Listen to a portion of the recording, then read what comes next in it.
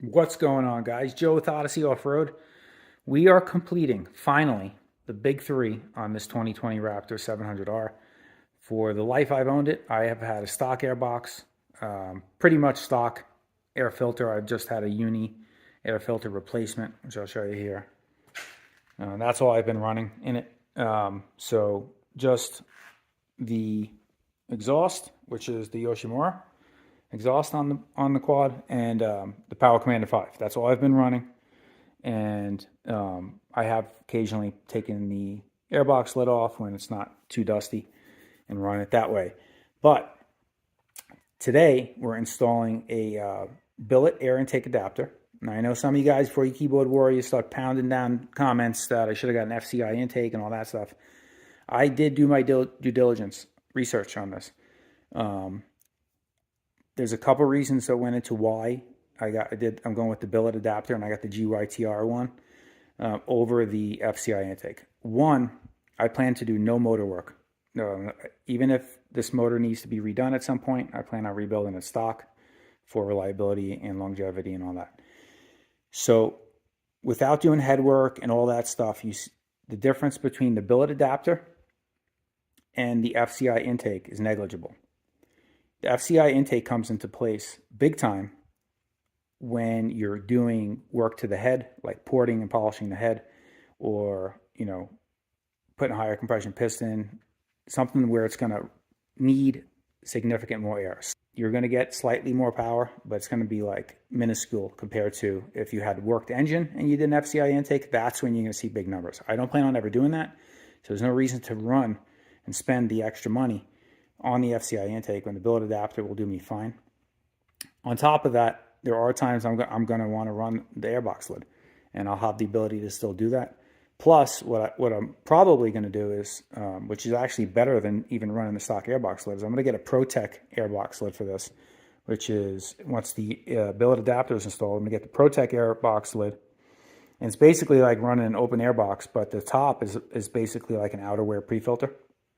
And that keeps out water, large grains of sand and dirt and stuff like that. And it's like a pre-filter on top for the entire airbox lid. Whereas the factory airbox lid, actually, the opening will just pull air straight in, dirt and all. So it actually will breathe better and filter better with the ProTech lid. So that'll be the last bit of the airbox setup I'll be running.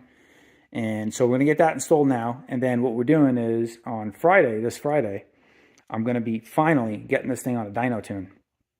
So we're going to be loading it in the truck, and we're going to be taking it up to Phoenix, and we're going to be getting it to Dirtfiend Racing, and they're going to throw it on the dyno and get this thing dialed in nice. I do run the dyno jet tunes from the website. I've been running since I got the Yoshimura pipe. They have a tune for Yoshimura pipe with stock box, and they also have a tune for the GYTR intake and Yoshimura exhaust with no airbox lid. So running those tunes is fine, and it gets you close, but I've always wanted to get it on the dyno, really see what the numbers are, and not only just to see what the numbers are, but get it dialed in perfectly. There is still some times where there's a little bit of D-cell pop that I can't tune out myself. Haven't been able to do it. So getting it on a dyno would be perfect, and really be, the final piece of the puzzle for me for this machine power-wise. It's got more than enough power stock, so doing, completing the big three will be good for me. And then after that, we can move on to some other things we want to do on it. Maybe have the shocks revalve, stuff like that. But for now, I've already got I just want to kind of pause my installation process. Well, not installation process yet, but so I took all the bolts out. I kind of wanted to show you what you guys are going to be dealing with here if you're going to do this one yourself. Super simple. There's a million videos online. That's why I didn't really want to go into too much detail on installing it, because there are many. And I don't want to be redundant, to be honest with you. But you're going to basically take out these 4 bolts, and then there's 2 on the side of the lower tailpiece where the tail light sits, and you can see it kind of moving around in there. There's a bolt that goes right through there, and one on the other side, and that's it. And then this will come out. We're going to loosen the clamp right there on the boot. And you'll see I have this blocked off because I have the AIS delete kit on here from Cuervo Racing. So we'll get that out, and take the air box out. The filter comes off, and then basically we're going to drill out these rivets, and then the billet adapter is going to go in. So let me get that done, show you guys, and then we're going to get this thing loaded up on Friday. So this video will be recorded over a couple days. Maybe we'll get some footage while it's on the dyno, if they're okay with that. We'll ask them when we get there. And then, so yeah, let me get the air box out, get the billet adapter in, and show you guys what we're working with.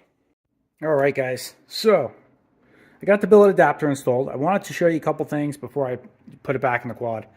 You guys have probably seen this stuff before. But basically what you're going to be doing is this is what you see when you take your factory filter out that sits in there. You're going to be drilling out these rivets from the outside. And then it kind of includes some Allen head screws and some washers. And they thread right into the billet adapter. What I did was I took a little smear of black silicone and around the hole for when I put the billet adapter in, just to create a nice bond and a seal there. Just for water prevention. God forbid water splashes up from the front or anything, it won't come trickling into the box. It'll make it watertight. The billet adapter then coming through the other side, you'll see now you have a wider opening, which is going to allow it to breathe more air, significantly more than this piece here. So this is the GYTR kit. If you buy the kit, it comes with the billet adapter, and you can buy all these separately also. You can just buy the adapter. You can just buy the filter if you already have it and you want to replace the filter. So I have the adapter, the filter, and the pre-filter. And the pre-filter is meant to fit this. You can see it's kind of like a D-shaped air filter, so it's flat on top. Now, what will also fit on here is, you guys heard of, probably if you've been shopping around for air intakes, Pro Design makes a nice air intake for the unit as well. And they offer it with a K&N style filter, which is what this GYTR one is. The Pro Design billet adapter is the same exact size and works the same way as the GYTR one. So the filters are interchangeable with the Pro Design. So what you can do is, which I also have, and I'll be running probably pretty regularly just because I like a foam filter better, is I have, and you can see I got a bunch of stuff up here. I got a lot of projects going on. And I got a Pro Design filter and the red outer part for the filter. It's basically a uni filter they make for Pro Design, and it's just, they put Pro Design on. So it's a uni filter here, and you'll see the way this one works. This is going to fit right over the billet adapter also, but you'll see it's angled down because it's such a big foam filter, and it'll fit in the box with the lid on. So this is great for, like, if you're riding dusty conditions and stuff. If you don't ride in dust, a lot of dust, this will probably be fine. I just have a lot of hesitancy with running a gauze type filter like a K&N because, I mean, the fact is a foam filter is going to filter out more particles and dust than a gauze. So I'll probably run this more than not, but I'll have both, and they're interchangeable. So let me get the air box put in. Another thing too, which was nice, is I'm glad I did this, and I apologize you hear the door because the crazy dog's barking in the background. The bracket that holds on your ECU, that bracket was, when I took it out of the quad, was hanging, was dangling off. You'll see there's an Allen head bolt there, and there's supposed to be one here. This one was gone, it was missing. So it must have vibrated out over, the last 3 years. I didn't know. And the computer was just dangling on that one screw, and that one was loose and halfway out. So I put a little blue Loctite on that screw, put it back in, and then I happened to have in my bin of miscellaneous screws. It's just that it's a Phillips, not an Allen head, but same thread pitch and size. I'm not sure what size it is. I want to say like a 1/4 20 bolt thread pitch, but that worked perfect. You need a nice little short stubby one. So I put that in there, so I was able to reattach that, and then the ECU will just bolt right into here, and that's still in the quad right there, just hanging out. So that was if I didn't do this air intake, I would never have known that, and that eventually would have fell out, and the computer would have been just bouncing around in the tailpiece there, and risk potentially having damage, which obviously you don't want. That's the brains of the computer. So glad I caught that. Got that all fixed up. Also, while I had it out, you can see the airbox is spotless clean. I sprayed some degreaser in there, cleaned it up really good, and hosed it out, wiped it all down, blew it out with compressed air. So she's clean and spotless inside and out. We'll get this thing reinstalled. Show you what it looks like on the quad, which is not going to look much different than it looks here on the bench, but we'll get it installed, show you that. And then next part of this video is we're going to get it on the dyno. So I'm very excited about that. All right, guys. So got it installed on the bike. You can see, just don't have the outerwear on it. So we'll slip that on. That'll go over. You guys know how those work. Got it all clamped in. Biggest pain in the neck really is you just got to drop the tail piece. There's one bolt that's hard to get to. That's one I showed you, that's behind. You can kind of see it right there behind the exhaust and behind the frame. So you kind of got to come from underneath here, unless you move, you unbolt your exhaust and lower that out of the way. But even still, the bolt's kind of behind the frame there, so you can't get a socket and an extension on there. So you got to come up with a 10mm wrench, just loosen it, and then you can work it out, with your fingertips by hand. It's very short, so it's not a lot of turns to get it out. And that just secures the tailpiece. So that secures the tailpiece there, the bottom of where the airbox sits, underneath there, and then protects the ECU and all that stuff. So fortunately, we found that ECU bolt missing, and we were able to address that when we got it out. I don't know how I missed that. I'm assuming probably didn't realize it because the bracket, you can see, just kind of stays there.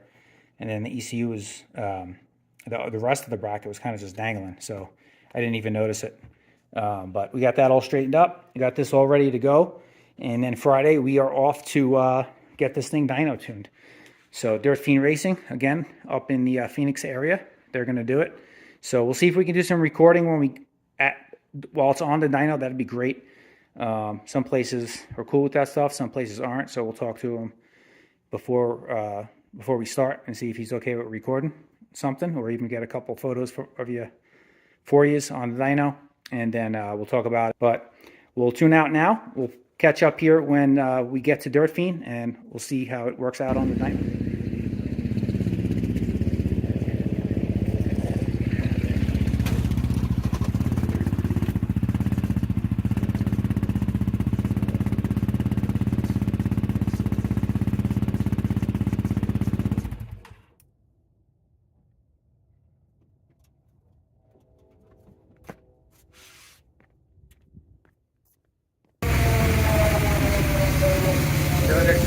All right, guys, so we're at Dirtfiend Racing in Mesa. Rudy here is doing his magic.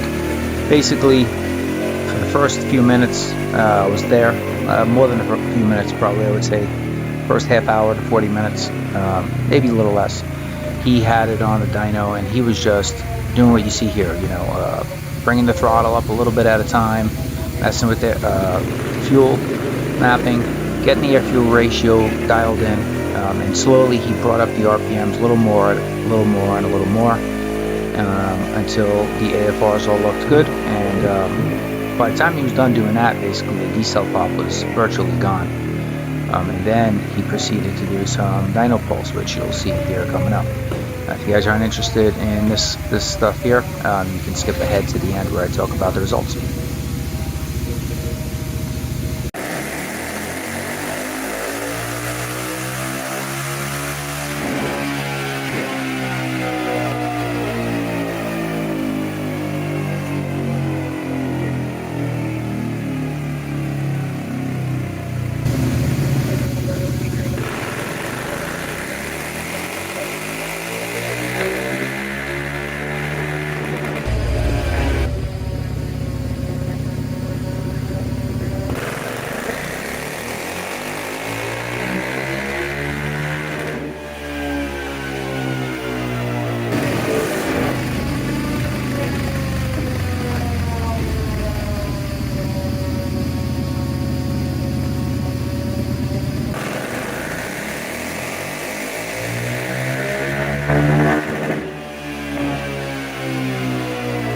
Alright, guys, so we had an awesome dyno tuning session, and you can see from some of the footage I showed you in the first clip or two, just had it on the dyno, stood next to the machine, brought the RPMs up a little bit, about, I would say, in 500 increments at a time. Read the air fuel ratios, see what they looked like. Added fuel, took away fuel, whatever he needed to do to get it right. Revved it that way, in that manner, for a while, until he brought it up 500 RPM increments until he was really getting through the rev range, and he felt like it was running good, and where the AFRs needed to be to run properly. After installing the air intake, I did not run it, drive it, do nothing with it. I updated the Dynotune from DynoJet, installed that in there to kind of get it close, and it was nowhere near close. So when he started it up and let it warm up on the dyno, it instantly, within 15 seconds, the pipe was glowing red, and it never had done that before. So the air intake definitely made a huge difference. And actually, the filter that I'm running in it currently is not the GYTR filter. I have the Pro Design. It's like a uni style filter. It's dirty right now, so he's got back from a trip, and we're going to talk about that here too, how it did with the tune in it in the trip, first trip with it being tuned and the air intake. And so the pipe was glowing red, so obviously it was taking in a lot more air, it was breathing a lot better, so it was much leaner. The pipe on this quad never glowed red before doing the air intake, so I was happy with that because I know it's going to make a significant improvement. If it's running a lot leaner with the modification you do, just like Rudy said at Dirtfiend, then you got to dump more fuel in it. You're just going to make more power. So that's always a good sign. So once he got the AFRs right and all that stuff, then he started doing some pulls.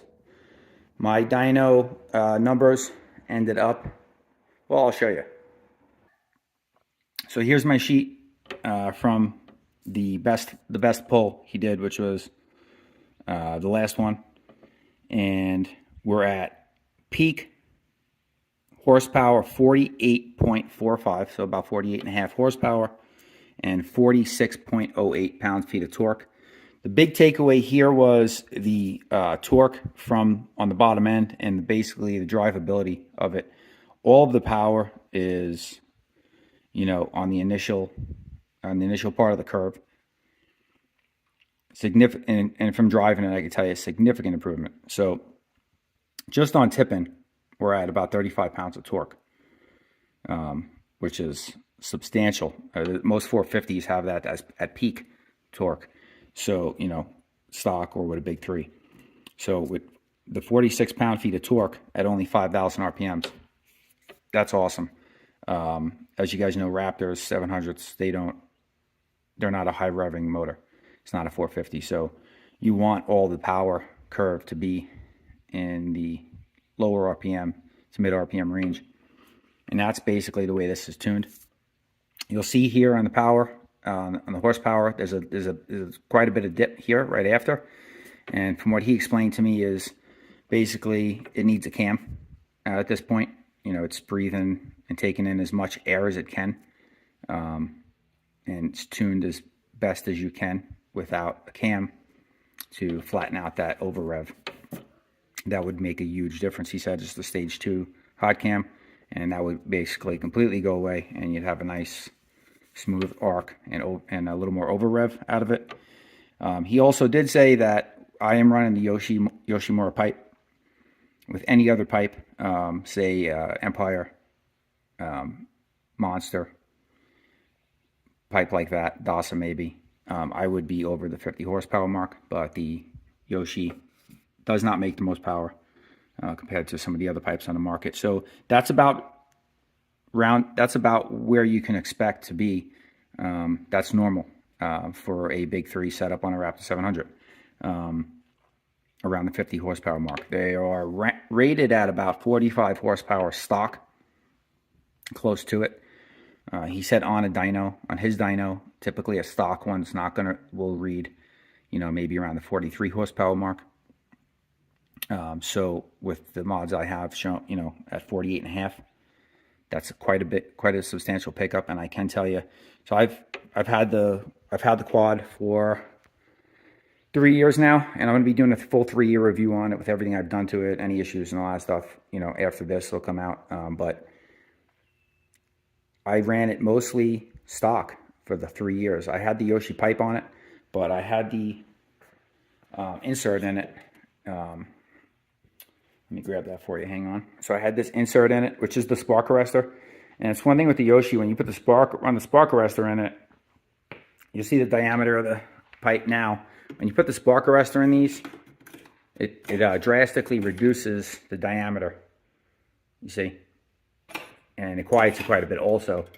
So you do lose some power there. So I basically ran it with this spark arrestor in it, in its reduced size there, for 2.5 years. A few months ago, I took it out, and I was always running still the stock intake and airbox lid on. That's how I was running it for a couple of rides, and then I decided I would like to do the air intake, and maybe I've always wanted to get it on an actual dyno and get it fine-tuned.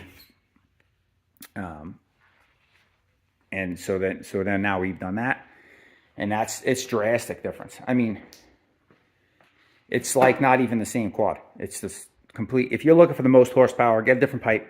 Don't get the Yoshi. But if you just want a good pickup, good gains, a lot more low RPM torque and all that, no problem with this setup. The power differences, I mean, it's night and day. I ride with 2 guys with stock 700s, and at the dunes, nothing to them, bone stock. And you can get, I rode my buddy Scott's, he rode mine, and even he said you can feel the difference, especially the torque on the bottom end. So to give you an example, like I would run out of, and even though that sheet, dyno sheet shows, you know, some of the over rev losing a little bit with stock cams, you know, and it would benefit from an aftermarket cam. The over rev is way better than it was previous to this. And the way I know that is I do not run out of second gear now. So like typically the way we run the dunes, we'll go second, you know, you shift in between second, third gear. And in the sections that we run, like a little more technical, tighter dunes, you'll be running, you know, high second to third, revving out third, you know, maybe barely topping out third. So I did quite a bit less shifting this trip than I did in previous trips. Second gear, I can come up on a hill where second gear would typically just start, you know, start running out of power. You'd start feeling like you needed to get into third. It would be running out mid big hill climb, and we maybe could have been in third. And third would maybe feel like it's a little bit too low, like you wanted a little more RPM. So it was kind of like somewhere in between a hill like that. Now, if I get to a situation like that, second gear just pulls hard through the rev range, much more in the over rev too. I just didn't run out of second gear in situations like that where I would have previous. And then also I found where I could be in low third gear and really needed to be in second gear. And the torque was so strong on the bottom, it just pulled through. I could get to a speed where almost you could be in a first gear, like slow down. That's slow in third gear, and it would not stall out. It would not. I would not downshift it, and it would just pull out, and just be in mid power band, you know, in a matter of seconds with, you know, giving it some throttle. So that low end torque on, and it was just an absolute wheelie machine. I'm not a guy that pulls and rides wheelies.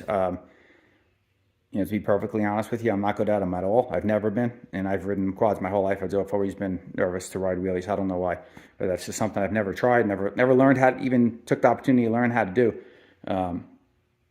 But man, it'll just come up now with the blip of the throttle in second gear, and it's amazing. Other things I noticed too is just the ability to make the front end lighter, easier. over rough terrain. Just even, I mean, we were hitting whoops. Day one, we did a really, really long ride. If you guys are familiar with the dunes out there, we went from Buttercup Sand Dunes all the way across the freeway, through Gordon's Well area, all the way up through Glamis, hit every hill, went to the Glamis Beach store, and then rode all the way back. And there was some sections of just whooped out area, and I was hammering them in like fourth gear. And in fourth gear, it was just pulling the front end off the ground, like where I'd have to let off the throttle because it would just keep pulling it up. In fourth gear, I mean, the torque is just unbelievable at low RPMs. I was totally blown away with it. I'm thrilled. I could not be happier. The job he did. The throttle response is on point. You can roll into the throttle nice, and you can feel a nice steady pickup. There's no dead spots, no areas where it's missing or anything like that. Where previously with the Dynotune in it and the pipe kind of clogged up with the tip in there. It always ran. I always felt like it ran good. But now it's like a totally different machine. I'm thrilled with it, with the way it is. So I can only imagine what it would do if it had, with the cam in it, like he was saying to me. So this is a great setup. I highly recommend, if you guys are in the Arizona area, within a few hours driving distance of Dirtfiend Racing in Phoenix, to hit them up. Rudy's the guy over there. He's an owner. He owns the place with his brother. His brother does the graphics. If you guys have heard of them for graphics and stuff like that, they also have, the engine shop side of things. And Rudy handles that. He does the Dynotunes. He can build up your motor for you, do all kinds of stuff. Anything you need, full builds, modifications, whatever it is. He's been doing it for 26 years in business. So I had a great experience there. Super friendly guys, make you feel comfortable. They'll make you feel like an idiot if you ask stupid questions. And I asked plenty of questions. So explained everything to me. Really, really down-to-earth, good guy to work with. I would highly recommend them to anybody close to the area. You're looking to get your bike dynoed or some work done, go hit up Dirtfiend Racing up in Mesa, Arizona. So that's pretty much it for this video. Wraps it up. Like I said, night and day difference. Quad it's like somebody transplanted the power plant out of it, like took the motor out and put a different motor in it. That's how it feels. That's the difference. It was instantaneously, I felt it. The minute I rolled into the throttle day one there at the dunes and shifted into second gear, I noticed it instantaneously. It was just that big a difference. So I'm thrilled with it. The bike's awesome. It's running mint. We're going to get it cleaned up here for another dune trip coming up. And we're going to do a full 3-year review of the bike. The bike's got a lot of other modifications besides the big 3 now.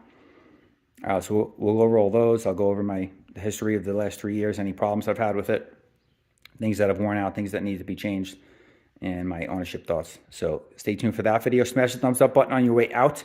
Subscribe to the channel if you haven't already, guys. Again, this is Joe with Odyssey Off-Road. Ride safe, and we'll see you guys out there.